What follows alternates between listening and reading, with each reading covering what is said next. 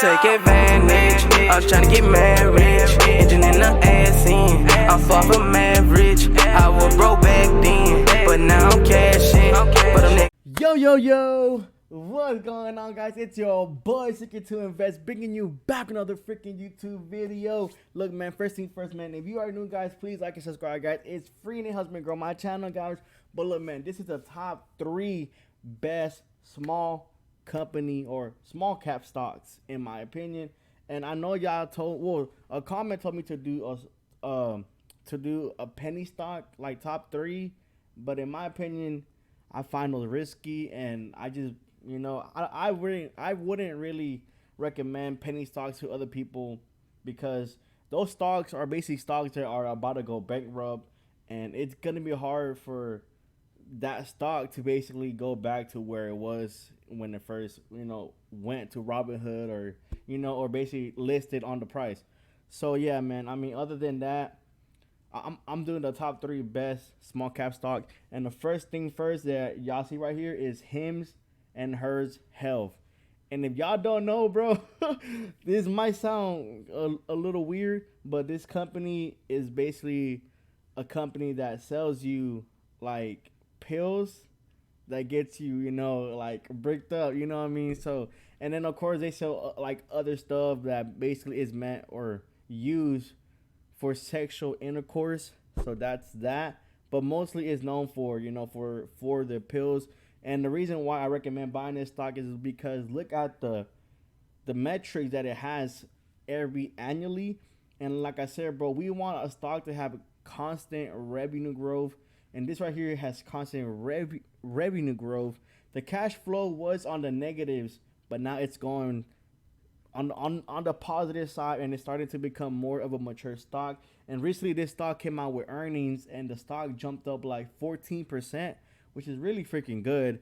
And then of course we got the net income. Yes, the net income is still negative, but it was negative $107 million, and now it's only negative $23 million. It's a huge freaking like a movement of consistent growth for the net income.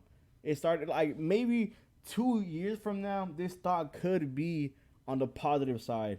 But the one thing that caught my eye for this stock is because it has no debt, bro. A company that has no debt in 2024 or at all, it's a huge good indication for many reasons. We have inflation. It's really high right now.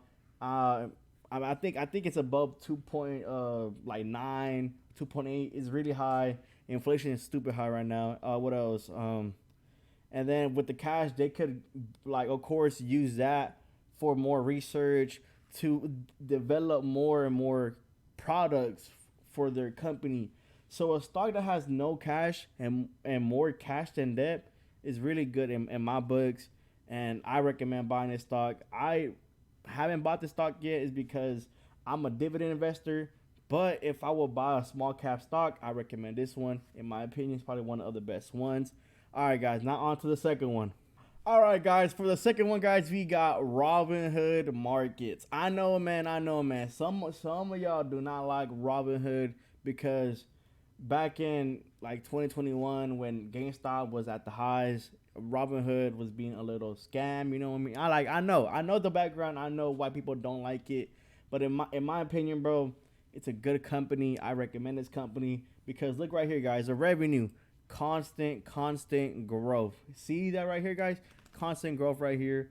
And excuse my dog back there, but constant growth. The cash flow was at the negatives 2 years from now, but like I said, it's starting to become more and more profitable, and that's a good thing. We want companies to be more profitable in cash flow, because cash flow is really hard to be positive. I'm gonna be honest with y'all right now, man. The cash flow side is really hard to be on the positive side. So if a company is on the positive side for a cash flow, that's really good. That's a good indication. Net income, it was down almost 4 billion. Dang, $4 billion, and now it's only down $500 million, which is really good in my opinion. It's not positive, but yes, it's still maturing as a stock.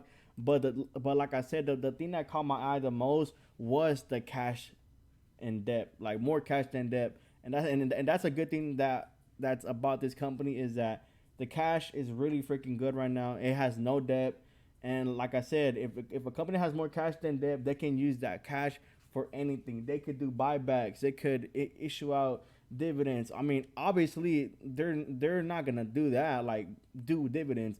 But if a stock, of course, has a good like revenue, good everything, then they could do dividends. They could basically, do a lot with the money. And also, one thing about a stock that has more cash than debt is that if we have a huge turmoil, downturn, recession, stock market crash, Robinhood is not going to be the first one to go bankrupt. And most other companies that have a lot of cash, they are going to be the first one to go bankrupt and go to zero.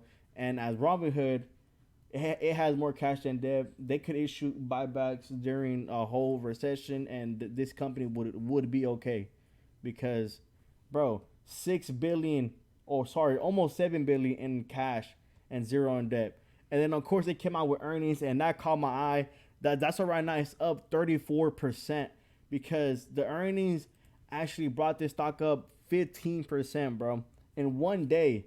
So it went from $12 to $16 in basically less than a week, which is really freaking good, bro. That's good for a stock, and that's how you know that Robinhood is actually maturing as a stock, because of the earnings calls. And then of course, if you heard the earning calls, in my opinion, they were really good. But guys, now on to the third one. All right, guys, the third one and the best stock in my opinion is Palantir, bro. Palantir is one of the best small cap stocks in my opinion that I could actually see on the long term be over or be one of the best AI stocks in my opinion, bro. And then of course right now, guys, we have the AI hype. So I do recommend buying Palantir for that reason. And like I said, bro, we have their constant revenue growth. And that's something that you want to see for a stock. We want that constant revenue growth. What else? The cash flow, guys. If y'all don't know, bro, we were making no profits at all for this company until this year. This earning call that we got like a couple months ago, that's when they mentioned that this is the first year that they were ever making profits. So, that's a good thing for a stock that's maturing. That supposedly was a meme stock, but in my opinion, this is not a meme stock at all. People just say that because this company gets a lot of volatility, and then they named this stock as a meme stock. But in my opinion, bro, it's like one of the most undervalued, underrated stock in my opinion. And then of course, guys, we got the net income positive for one. Like I told you right now, guys, we finally this year made positive net income, and that's really good. That's a good indication that this stock is turning over as a stock and maturing as a freaking stock. And that's what you want to see for a company. Look, we had negative EPS, and now we're on the positive side of the EPS, bro. Like this how you know on the long term this stock could actually go and be one of the best stocks. And then of course, guys, no debt, more cash than debt, bro. Like I said, bro, if a company has more cash than debt, and I'm gonna keep saying this over and over again until it sinks into your head, they can do so much with that cash. And if y'all do not know, a long time ago, Alex Karp initiated share buybacks.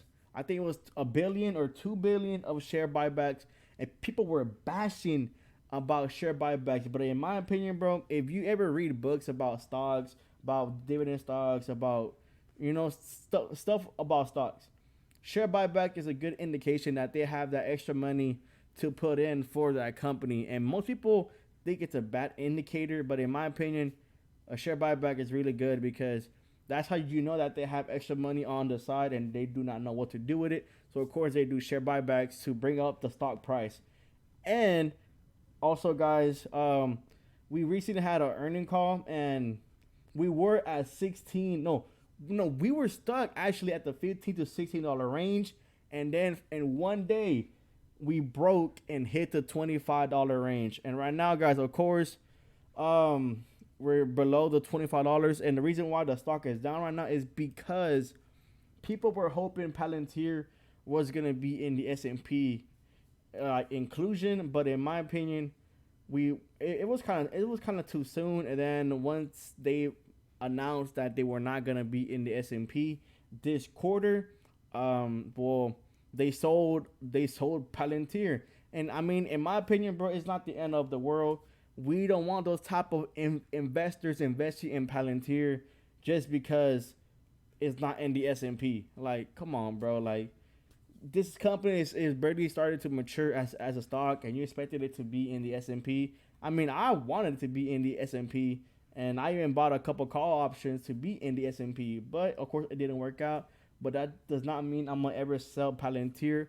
I'm gonna hold until I see this stock actually probably be one of the best AI stocks. And right now we're starting to get to that point. It's only the beginning. But look, guys, that's it for my opinion, guys. I'm gonna head out, guys. Take care, and I'll see you next time, guys. Peace.